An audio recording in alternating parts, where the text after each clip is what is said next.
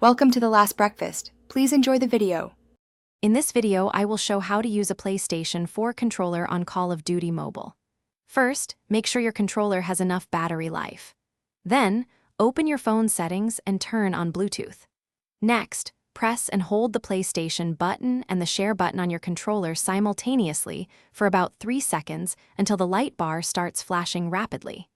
This puts your controller into pairing mode, ready to connect. Once your controller is in pairing mode, go back to your phone's Bluetooth settings and scan for new devices. You should see wireless controller appear in the list. Tap on it to connect. After a few moments, the light bar on your PlayStation 4 controller will turn a solid color, indicating a successful connection.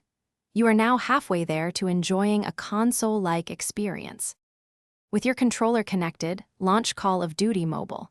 Once the game loads, head into the settings menu, usually found via a gear icon. Within the settings, look for the controller tab.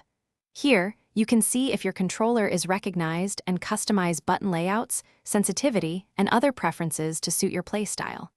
Take a few minutes to adjust these for optimal performance. Before jumping into a live match, I highly recommend starting a practice game or a private match. This allows you to test all the buttons and ensure everything is working as expected. If anything feels off, return to the controller settings and make further adjustments. With your PlayStation 4 controller, you'll gain a significant advantage, enjoying more precise aiming and movement in Call of Duty Mobile. Thanks for watching. If this was helpful, leave a like and consider subscribing. See you next time.